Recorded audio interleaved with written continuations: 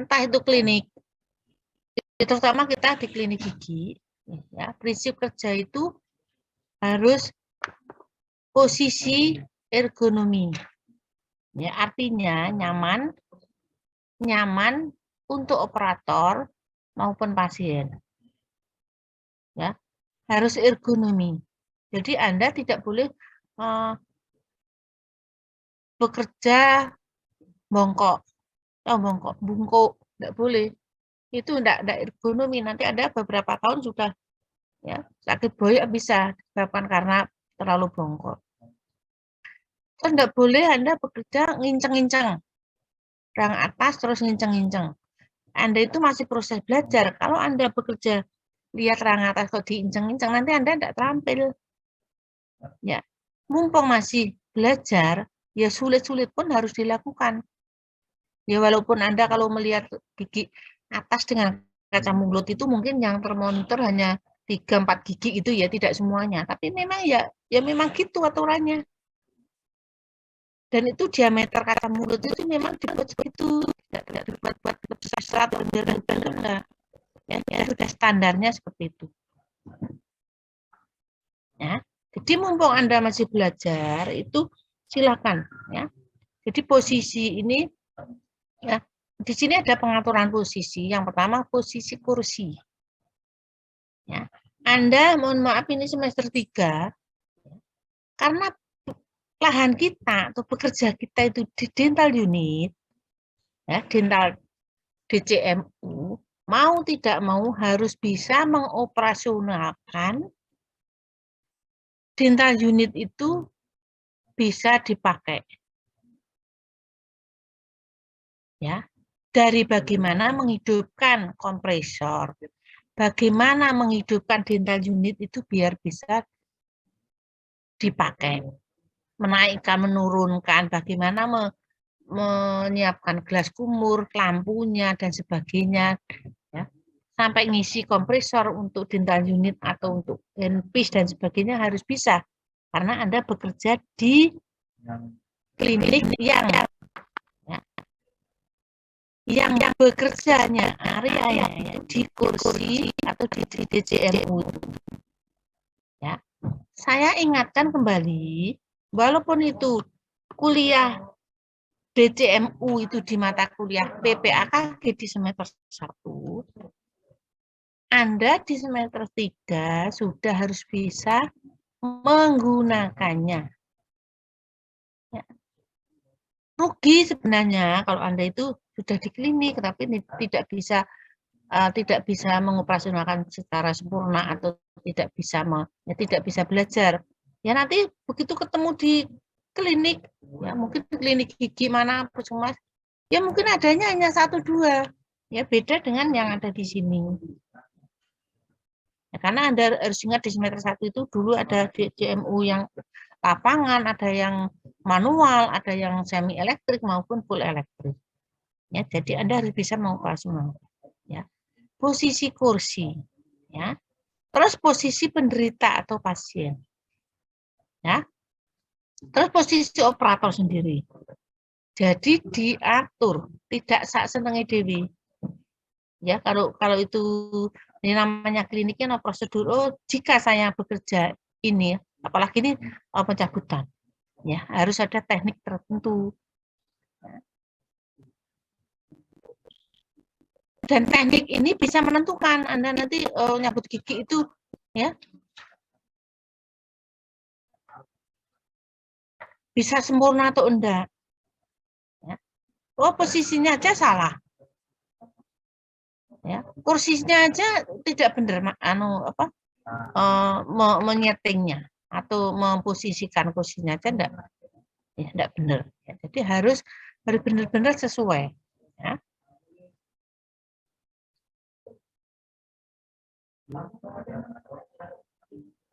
Nah ini posisi penderita. Ya. Siku operator setinggi bahu penderita. Jadi tidak nyangklak. Kalau bahasa Jawanya itu sikunya itu lebih tinggi, tidak boleh. Nyangklak. Cara bahasa Jawa itu namanya nyangklak. Itu tidak boleh karena nanti Anda cepat capek. Ya. Jadi siku. Ya. berarti sisi kooperator sebahu penderita. Ya. Terus penderita menghadap ke depan, ya, waktu mencabut gigi, depan, rang atas maupun rang bawah. Depan ya. Anda sebagai operator berhak mengatur posisi penderita, karena penderita tidak akan tahu saya harus duduk seperti apa. Kadang ada yang duduk, begitu disuruh duduk di dental unit, duduknya delosor. Ya, Anda sebagai operator membetulkan yang sesuai. Ya, sesuai kebutuhan. Ya. Banyak kan ada yang belum pernah itu kadang justru delosor kayak tiduran. Ya suruh mundur, dibenerin. Ya. Masang celemek, jangan suruh masang sendiri ya. Jadi ada aturan-aturan tertentu harus dilakukan. Terus di sini ya penderita boleh menghadap kiri sedikit waktu mendapatkan gigi samping kanan atas biar kelihatan. Karena lupa kok kan pakai kacamata kan pakai kaca mulut tidak. Biasanya kalau sudah mencabut gigi kaca mulut tidak dipakai. Jadi melihat gigi secara langsung. Karena tangan kanan tangan kiri kita memegang masing-masing alat dan bahan. Jadi kaca mulutnya itu ketika waktu mencabut itu justru sudah tidak memakai kaca mulut. Makanya diposisikan bagaimana kita melihat secara langsung giginya. Ya. Terus ini penderita menghadap ke kanan waktu pencabutan samping kiri atas. Disuruh belok titik. Ya. Jadi ini semester 3 kan sudah itu di klinik. Ya, sudah belajar mencabut gigi anak atau mungkin demonstrasi, itu benar-benar lakukan. Walaupun hanya demonstrasi atau megang tang dan sebagainya harus didemonstrasikan. Kalau hanya melihat tidak didemonstrasikan tidak akan paham. Mumpung kesempatan ya. Mumpung kesempatan boleh praktikum luring, silakan dipakai dengan baik. Ya. Jangan menuntut malah daring. Karena pendidikan kita itu kan pendidikan vokasi. Mas Mbak, namanya pendidikan vokasi itu 60% itu keterampilan yang harus ditempuh. Kompetensinya itu teori sama praktikumnya. Praktek itu lebih tinggi yang prakteknya.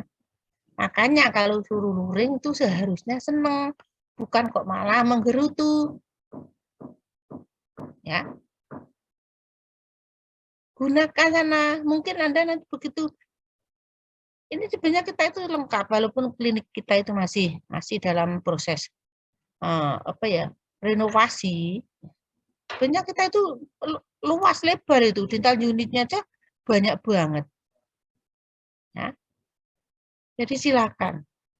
Kesempatan yang Anda suruh luring ketika praktek, monggo, terutama di klinik. Ya.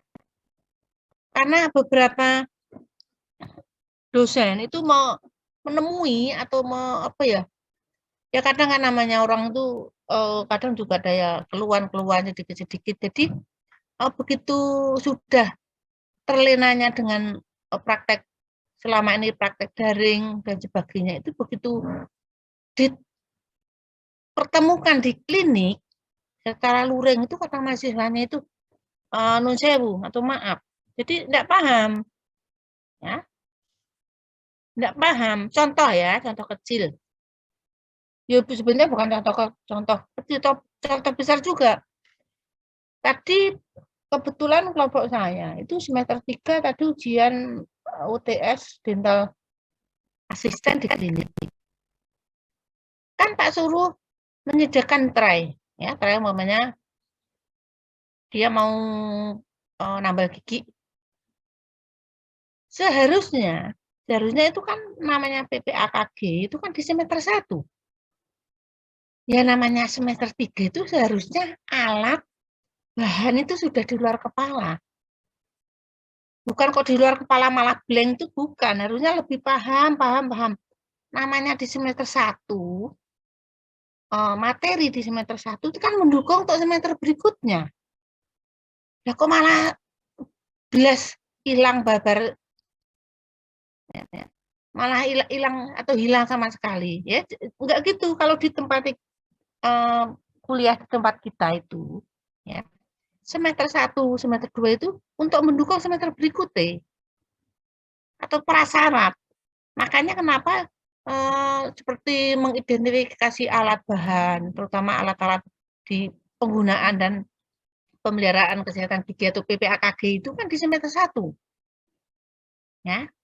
Jadi begitu Anda di klinik, mengaplikasikan di klinik harus sudah bisa. Bukan lagi mengidentifikasi sebenarnya. Ya, sudah harus paham, umpamanya Anda mau nambah amalgam ya alatnya, bahannya itu harus sudah paham semua. Ya itu mungkin salah satu efek dari perkuliahan daring pas COVID itu, jadi hasilnya ya kurang maksimal. Ya, kalau saya lihat itu kurang maksimal. Ya. Jadi silakan.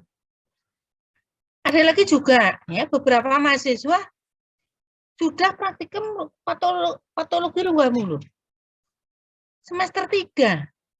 Ya. Sudah semester 3 kan sudah setengahnya, ya, setengahnya Anda kuliah di sini kalau yang D3 itu. Ditanya kuadran enggak paham. Kita kepiye marahi senawan aja. Ya, kita itu sebenarnya ngelus dodo kalau mahasiswa itu ditanya hal-hal yang sepele itu enggak paham. Tahu ngelus dodo, prihatin. Ya. Jadi mohon kalau memang praktikum, sebenarnya mau praktikum itu ya harus belajar. Oh, besok itu saya mau praktikum preventive dentistry, umpamanya mau membersihkan karang gigi. Urut-urutannya, SOP-nya bagaimana? Ya alatnya bagaimana? Sing disiapin apa? Harusnya kan begitu. Malam itu sudah berpikir harusnya. Ya. Kan komunikasi terapeutiknya kan sudah mulai, katanya prainteraksi sebelum bertemu dengan klien atau pasien. Harus dipersiapkan. Oh, besok saya mau scaling, bisa karang gigi. Urut-urutannya apa ya? Alatnya yang harusnya sudah di itu tadi. Ya. Itu ya. Jadi mohon kalau mau praktek, ya. Apalagi ini kasus-kasus mau pencabutan gigi. Ya. Ini untuk posisi penderitanya, ya. Nah ini posisi operator. Ya, mencabut gigi, ya operator berdiri sebelah kanan depan penderita untuk waktu mencabut gigi rang atas rang bawah. Kecuali ini pengecualian untuk mencabut gigi belakang kanan bawah. Ya posterior, gigi posterior rahang bawah kanan. Ya, gigi posterior rahang bawah kanan itu ya P1, P2, M1, M2, M3 ya, rahang bawah kanan itu posisinya dari jam 11.1 merangkul. Ya.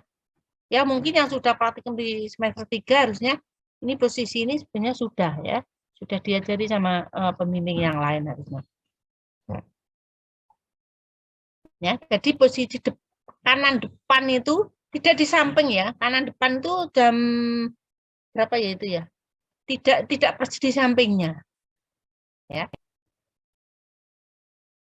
Dari samping kesulitan. Ya. Depan kanan. Ya. Selama ini tidak ada operator itu bekerja dari kiri. Tidak ada. Ya, jadi pol, tahu pol, mentoknya itu jam 12, tapi jarang sekali untuk jam 12, biasanya jam 11. Ya, jam 11, 10, 9, 8. Yang sekitar seputar itu. Kalau untuk posisi di kiri, itu kan untuk posisinya dental assistant, ya, mobile sesuai kebutuhan. Bu, kenapa ini yang posisi rahang bawah, ya, posterior kanan, ya, rahang bawah ini kenapa harus posisi kanan belakang? posisi merangkul.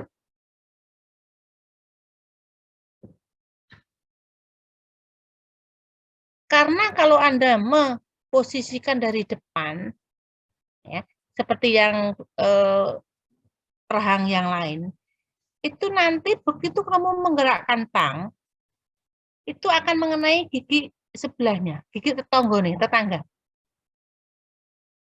Namanya menggerakkan, ya, pencabutan itu ke posisi yang area tidak mengganggu.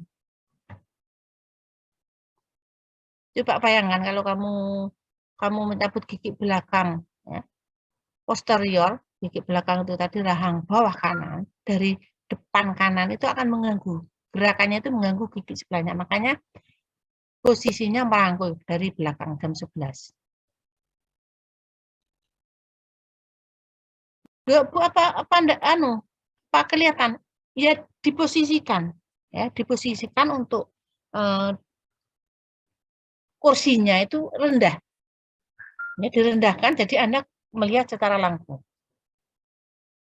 Ya, makanya kalau pas praktikum, ya dasar-dasar pencabutan gigi coba dipraktikkan di sana. Ya. Nah, terus ini tangan kanan operator memegang handle tang, ya, cabut, sedangkan tangan kiri memegang gigi. Ya. Tangan kiri itu ada yang memegang gigi, ada yang kalau memang itu pencabutan gigi anak-anak yang menggunakan fluoride kan memegang kapas. Ya, jadi kaca mulut itu tidak terpakai. Ya. Itu kan sulit Bu, tidak bisa lihat. Bisa, ya selama ini tidak ada gangguan, tidak apa-apa. Ya. Jadi usahakan nanti itu tadi melihat giginya, ya tidak menemukan kaca mulut lagi jika Anda mau mencabut. Ya. Makanya kalau di kemarin itu pas dan yang di klinik itu sebenarnya jari, ya jari yang harus masuk ke rongga mulut itu yang mana, ya.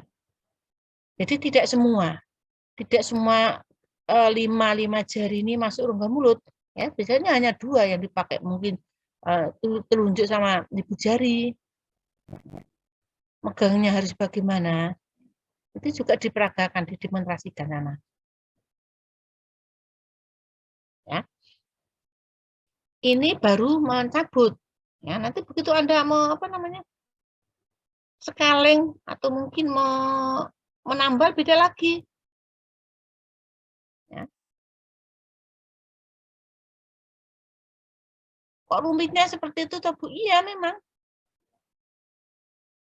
Makanya diatur posisi operator, posisi pasien, posisi kursinya. Ya, makanya mau tidak mau Anda harus bisa menguasai itu tadi, bagaimana DCMU-nya, ya. Bagaimana mengatur pasiennya, terus mengatur dirimu sendiri sebagai operator, ya. Kan Anda nanti tidak hanya jadi asisten, tapi kan boleh mencabut. Ya. Jadi dalam kompetensi itu, Anda itu diperbolehkan mencabut, ya, mencabut terutama gigi anak-anak boleh, ya, semuanya. Gigi molar pun boleh kalau untuk gigi anak-anak. Tapi kalau untuk gigi dewasa atau gigi tetap itu gigi yang berakar tunggal. Itu di kompetensinya itu disebutkan. Ya, Anda harus paham gigi permanen yang akar tunggalnya. Akar tunggal itu apa saja giginya. Itu diperbolehkan, ya, dengan cara menganestesi dengan infiltrasi. Ya. Makanya Anda kalau diajari suruh infiltrasi ya silakan. Kok jangan malah ngumpet, malah enggak mau. Ya itu kesempatan Anda belajar nyuntik. Ya soalnya begini, nanti kalau Anda di semester 4 itu atau semester PKL ke Puskesmas itu biasanya ditanya sama CI-nya di sana. Mbak sudah belum? Sudah pernah nyuntik belum? Belum. Waduh, itu nanti biasanya CI-nya sana, clinical instrukturnya di sana enggak mau ngajari. Di kampus saja enggak pernah nyuntik, mau masuk PKL-nya suruh belajar di sana. Biasanya dia agak ya ragu-ragu juga mau mengajari. Tapi kalau Anda sudah di kampus ini belajar paling tidak sekali atau 2 kali menyuntik, mesti Anda diajari. Nah, karena itu sebagai kompetensimu. Ya, Anda rugi kalau nggak bisa. Ya terus oleh apa lulusan ke sini. Ya. Anda sekali-kali coba membaca kompetensinya Anda lulus dari sini itu yang didapat itu apa, yang diperbolehkan itu apa. Ya. Tidak semuanya Anda nambal semua tambalan kelas 1, kelas 2, tidak ditentukan juga. Pencabutan ditentukan juga. Nah, tidak sembarangan terus nyabut gigi, walaupun Anda bisa, tapi kalau itu bukan kompetensinya, ya, nanti dianggap itu suatu malpraktek, ya, karena bekerja tidak sesuai dengan kompetensi. Ya sudah ada mappingnya, atau ya, ada mappingnya, umpamanya, oh ini seorang terapis gigi itu yang boleh dilakukan seperti ini. Beda juga umpamanya, oh ini kompetensinya dokter gigi. Nah, walaupun kamu bisa, tapi kalau bukan kompetensinya berarti sesuatu yang melakukan malpraktek, ya. Jadi ingat-ingat. Ya, jadi di dalam itu, ya,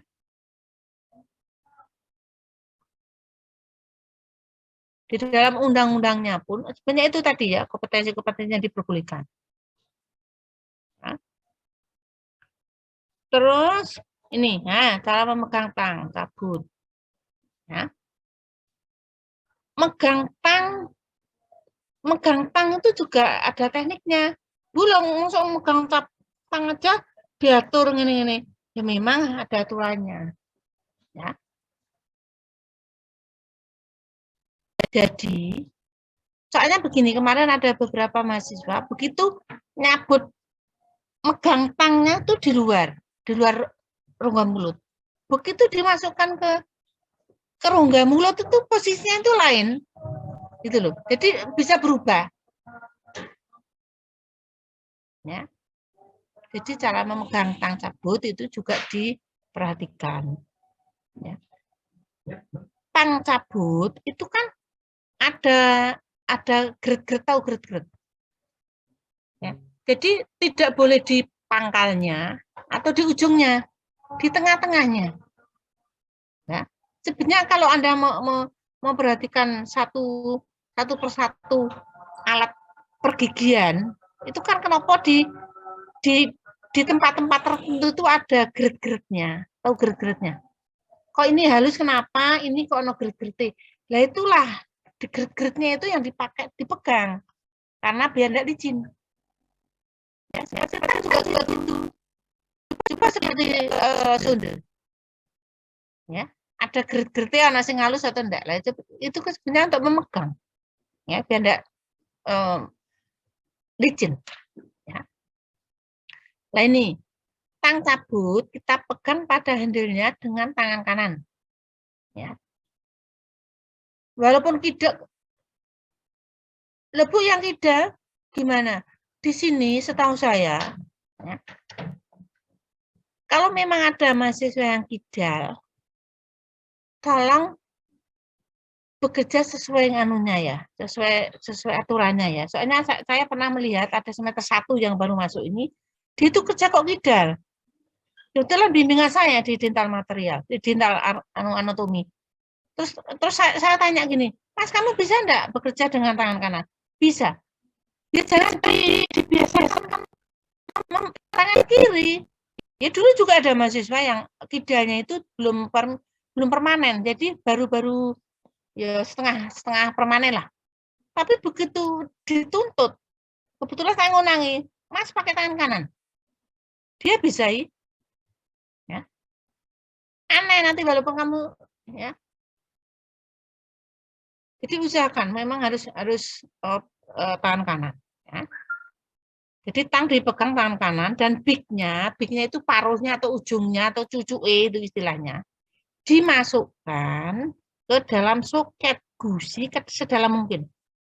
Jangan hanya insisanya aja yang terkena, tidak seperti itu. Yang benar paling minim itu sampai servikalnya gigi itu minim. Loh, bukan enggak kelihatan. Kalau kamu sampai umpamanya kemarin juga ada banyak mahasiswa itu demonstrasi sama cabut giginya tertutup dengan kapas yang dikasih apa namanya fluoretil. Itu salah. Harusnya giginya kelihatan yang mau dicabut. Kan yang di anestesi kan gusinya bukan giginya. Kamu harus mengatur sedemikian rupa giginya kelihatan sampai serviknya paling enggak. Jadi jangan hanya ujung giginya yang insisal yang kena terus dipegang di situ nanti meleset. Ya. Jadi harus sampai minimal sampai serviko atau itu loh leher gigi. Ya. Loh, kok sejauh mungkin itu dimungkinkan. Nanti kalau tidak sampai segitu bisa pecah, bisa fraktur dan sebagainya. Jadi namanya nyabut gigi itu kan kalau itu gigi anak-anak kan memang hanya mahkota. Karena akarnya kan secara alami sudah teresorpsi. Secara alami loh, saya bilang secara alami sudah teresorpsi, yang ada hanya mahkotanya. Tapi kan tidak semua orang itu bisa teresorpsi dengan sempurna. Ada juga orang yang kok giginya masih utuh, sudah ada pergantian gigi. Ya. Ada juga. Jadi nyabut itu yang benar, kalau memang itu ada akarnya, umpamanya gigi mencabut gigi tetap, itu ya antaranya mahkota sama akarnya jadi satu. Terambil bareng, itu yang sempurna. Kalau yang tidak sempurna itu ya mungkin pecah, ya mungkin ketinggalan akarnya, itu yang tidak sempurna. Ya walaupun bisa terambil, tapi namanya sempurna itu ya akar dan mahkotanya terambil. Ya, gitu. Ya.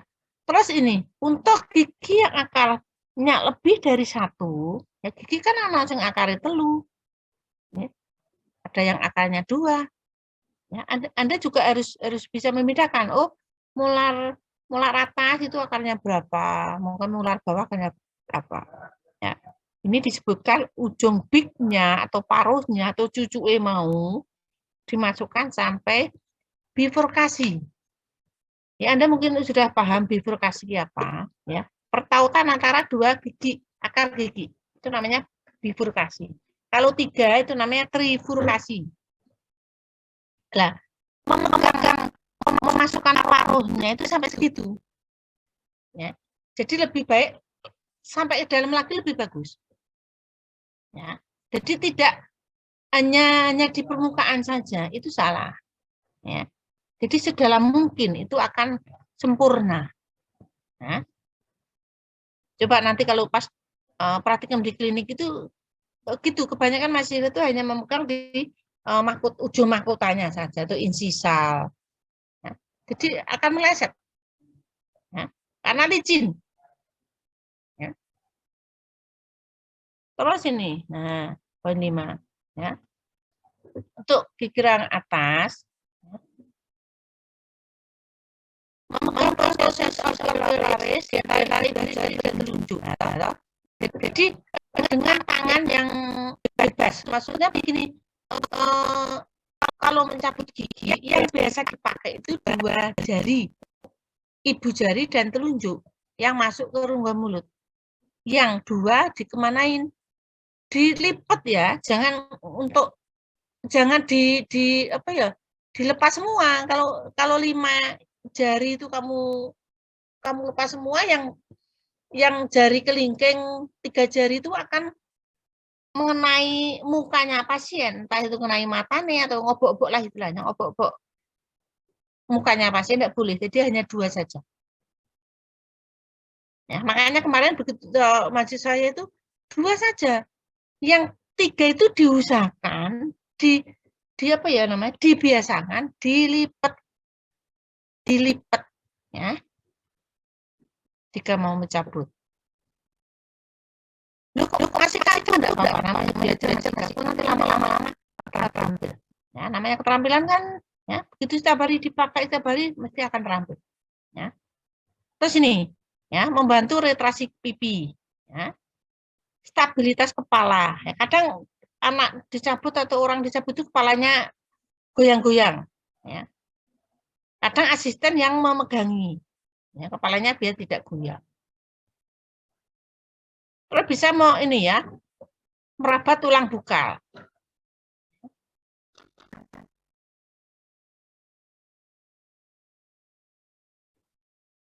Nah ini, mencabut gigi rangka atas bisa dibedakan dua cara ya. Gigi yang sudah goyang, kalau itu gigi anak-anak, ya, gigi anak-anak yang sudah goyang itu dengan menggunakan kloretil yang disemprot maupun dioles. Ya, kan ada kloretil jenis yang hanya dioles sama yang disemprot. Ya. Jadi kemarin juga pas praktikum itu, mahasiswa itu kadang bingung. Bu, setelah kan disemprotkan di kapas ya. Kapasnya itu kalau menggunakan cotton pellet terlalu kecil, kalau menggunakan cotton roll terlalu banyak, kamu sesuaikan untuk satu gigi. Jadi kecil aja. Tidak cotton pellet, di atasnya cotton pellet. Ya. Disemprotkan, ditaruh di, bukan ditaruh gitu saja ya. Fungsinya dua jari itu untuk menekan. Kalau memang itu gigi, sebelah kiri bawah, ya sebelah belakang dan luar. Bukan kok hanya ditaruh di gitu terus kamu diamkan kemana-mana, enggak. Kapas yang sudah ada kloretilnya itu ditekan di situ. Fungsinya untuk anestesi kok. Kamu diamkan di situ. Ya kamu tekankan pelan-pelan di gusinya sebelah bukal sama lingkungannya. Ya. Atau kalau itu dengan oles ya, dioleskan dulu ya. Terus ini 7. Nah, ya. Letakkan ujung tang atau bek atau paruh tadi pada bagian bukal dan lingkungan lorong. Kalau palatin yang atas palatina. Ya. Nah ini saya mumpung ingat, mohon semester 3 kalau sudah klinik apalagi sudah apa namanya memegang pasien ya, jangan sampai lupa ya. Contohnya umpamanya begini, gigi ditanya dosennya, Mbak harusnya kapasnya ditaruh di bukal sama lingual. Ditanya bukal lingualnya aja bingung. Ya. Semester 3 kalau sampai tidak bisa tidak bisa elemen gigi, suatu yang fatal. Apalagi menunjukkan permukaan gigi sampai keliru, suatu yang fatal juga. Apalagi mau mencabut gigi, Anda tidak paham dengan elemen gigi akan bahaya. Karena dulu pernah ada satu mahasiswa yang sampai diskors dulu tahun berapa. Saya masih ingat karena saat itu yang dicabut giginya keliru. Yang dicabut gigi tetap, bukan gigi anak-anak. Padahal mas gigi baru pergantian dicabut, ya, karena Anda keliru mau cabut elemen gigi, ya. Jadi harus paham. Kalau memang masih ragu-ragu, mana giginya? Kadang kan ada yang giginya itu tidak mau goyang, terus giginya yang penggantinya itu sudah ada. Itu kan kadang bingung, yang mau dicabut yang mana? Jadi harus dibangun. Yang dicabut yang mana, yang gigi tetap yang mana, yang gigi anak-anak yang mana. Karena kemarin pas begitu praktikum patologi rongga mulut semester 3 atau semester 5 ya, aku lupa di situ. Tak suruh ada pasien yang datang ke klinik itu usia 9 tahun. 9 tahun giginya itu bagus semua. Ada mahasiswa tak suruh mengidentifikasi ini gigi tetap apa gigi anak, gigi tetap, gigi anak, gigi tetap, gigi anak. Dia bingung karena giginya sehat semua. Ya. Pertama, Anda harus bisa mengidentifikasi gigi tetap, gigi anak-anak. Elemen gigi, permukaan gigi itu harus paham, harus paham benar. Ya. Nanti keliru, apalagi kalau mencabut. Sebenarnya mencabut itu mudah, yang sulit itu ngopeni anak-anak kecil itu tadi loh. Sing mau dicabut, sing lari-lari, mau disuruh duduk enggak mau, boro-boro mau diperiksa, malah nanti gigit jari kita atau mungkin nangis dan sebagainya. Jadi rewelnya itu. Kalau mencabutnya sebenarnya enggak sulit. Dengan anaknya rewel, dengan anaknya nangis itu kan membuat Anda yang belum terampil itu menjadi panik. Panik harusnya mau cabut gigi sini, diurus lainnya. Jadi pernah terjadi kekeliruan mencabut gigi itu akan bahaya. Ya. Kalau yang dicabut gigi anak-anak orang masalah. Kalau yang dicabut gigi tetap, masa arep tumbuh meneh gigi tetap. Ya. Kan tidak ada gantinya. Ya. Jadi ini untuk yang ini ya, makanya identifikasi gigi itu kan ada 5 permukaan. Setiap gigi ada 5 permukaan harus dipahami. Kalau itu gigi atas mana, ya gigi bawah sebelah mana harus di luar kepala. Belajar kuliah pergigian masuk gigi aja enggak paham. Ya. Pada gigi dengan akar tunggal, terutama untuk gigi anterior, gerakan pencabutan itu rotasi. Diputer. Bukan kamu yang diputer, tapi giginya itu loh, begitu megang tang, diputer. Ya. Terus sambil ditarik kalau itu orang bawah. Ya. Kalau orang irah atas, kalau orang bawah ya diputer terus diambil. Maksudnya ditarik lah. Nah, putar-putar, kalau enggak ditarik ya enggak akan keluar. Ya, jadi rotasi, karena itu akar tunggal. Loh, Bu, kalau itu apa harus Bu rotasi itu? Enggak, tidak harus maksudnya. Kalau giginya itu sudah derajat 4, derajat 3, kalau memang itu sudah dipegang tang aja sudah mau lepas, ya ngapain harus dirotasi? Ya. Dirotasi atau diluksasi atau dengan gerakan-gerakan itu kalau dikhawatirkan nanti kalau langsung dicabut itu bisa ketinggalan, bisa fraktur. Tapi kalau giginya itu sudah goyangnya sudah derajat 4, ya derajat 3 ya bisa. Jadi melihat situasi. Ya. Kan banyak ya namanya pencabutan itu kan ada faktor-faktor yang mempengaruhi. Contohnya umpamanya ada seorang dokter gigi yang mencabut gigi apa ya, gigi mana? Gigi C, ya, gigi C umpamanya 1, 3. Kan giginya panjang banget itu. Kalau tidak digoyang-goyangkan dulu umpamanya atau tidak dirotasi dulu mungkin nanti apeknya atau di ujung akarnya bisa aja ketinggalan. Dan ketinggalan atau frakturnya apek gigi itu kalau sudah goyang sama yang belum goyang, itu kan mudah diambil yang sudah goyang.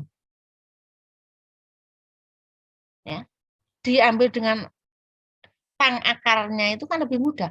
Beda sama yang belum goyang. Akan menyusahkan kita, akan membuat diri kita. Ya. Jadi hati-hati. Ya. Oke, ini nanti sampai mungkin slide 9 atau 10 aja. Nah, ini pada gigi dengan akar lebih dari 1, ya, akar lebih dari 1, gerakan pencabutan disertai luksasi. Ya, kalau yang belum goyang ya. Luksasi itu menggerak-gerakkan. Menggerakkan kalau gigi itu atas ya kebuka sama palatina, tapi kalau bawah ya buka dengan lingkungan. Dan gerakan ekstrasi. Ya. Bu, ekstrasinya itu ke arah mana, Bu? Yang benar itu kalau orang bawah ya keluarnya itu kebuka kalau memang itu gigi belakang. Bukan malah ke dalam, tidak, ke belakang, ke area yang bebas hambatan. Kan buka kan ke sana kan tidak ada hambatan. Ya. Terus pencabutan pada gigi yang belum goyang, ya, belum goyang, ini belum goyang ini maksudnya untuk gigi anak-anak yang belum goyang sama sekali. Yang dikhawatirkan dengan CE itu akan sakit, bisa dilakukan dengan anestesi, dengan infiltrasi, ya menggunakan lidokain atau PHKin.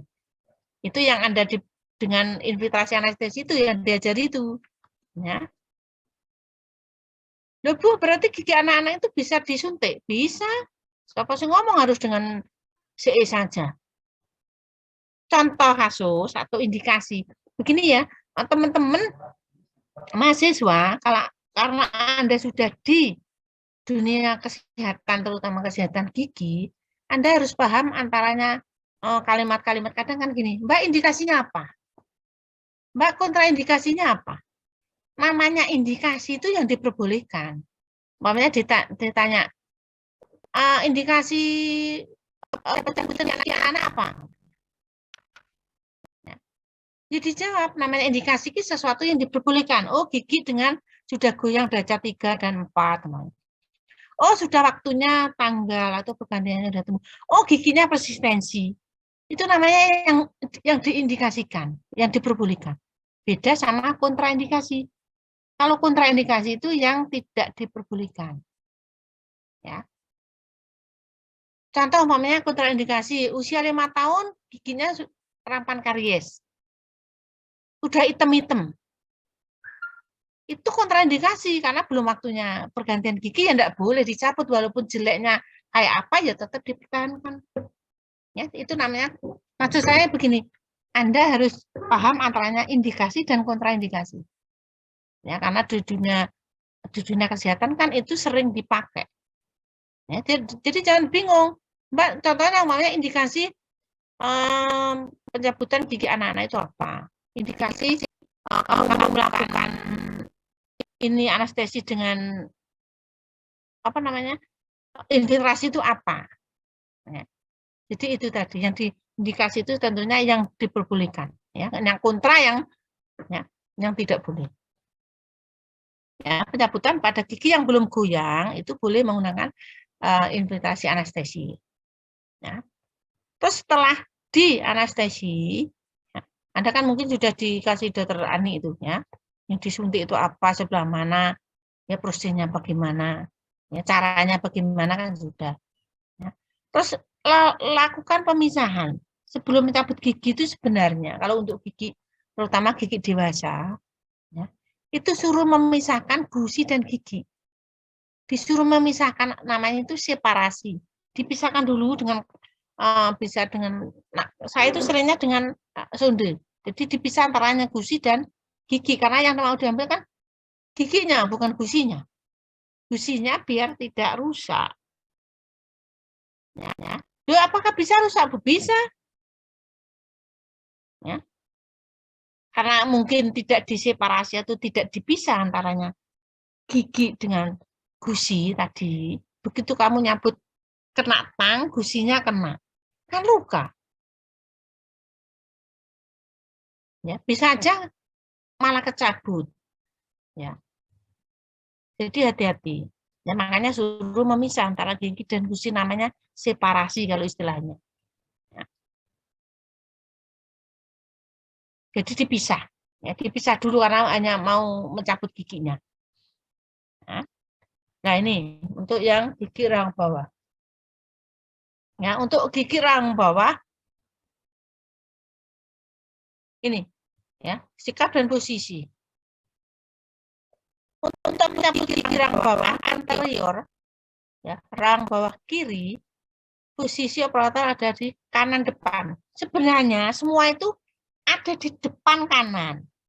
Kecuali tadi ya. Iki loh. Rahang bawah kanan belakang. Kecuali ini dari belakang jam 11. Ya. Nah, ini permukaan oklusal gigi rahang bawah pasien sama tinggi dengan lengan bawah operator. Jadi tidak boleh terlalu tinggi, tidak boleh terlalu ke bawah. Ya. Kalau menyabut ini yang posisi merangkul atau jam 11 itu posisinya agak rendah. Jadi Anda kelihatan gigi yang mau belakang kanan itu akan kelihatan semua giginya. Ya. Oke, sampai di sini dulu. Ini slide ke 9. Ya, untuk minggu depan ke 10. Mungkin sebelum saya akhiri, mungkin ada yang ditanyakan. Ya, karena sebenarnya kemarin kalau pas praktek itu di kelompok saya itu sudah sampai persiapan sampai selesai. Selesai itu ya sampai memberi komunikasi terapeutik tahap terminasi itu kan sampai selesai sebelum pasien itu keluar katanya. Apa yang dilakukan pada saat pencabutan kan sampai segitu. Ya. Mungkin untuk kelompok yang lain juga sudah diajari seperti itu. Ya. Mungkin sudah ada yang malah membawa pasien dari luar. Ya. Kan di targetnya Anda kan harus mencabut gigi. Ya, mencabut gigi anak-anak. Ya. Dan targetnya berapa itu? 4 atau 5 itu. Ya. Jadi silakan siap-siap. Kalau memang pembimbingnya suruh bawa mungkin minggu depan atau minggu depannya lagi, monggo Anda siap-siap membawa pasien yang akan Anda praktikkan di klinik, belajar mencabut beneran. Nah, kemarin kan hanya demonstrasi, ya, beneran. Nah, oke, begitu ada yang ditanya sebelum saya akhiri.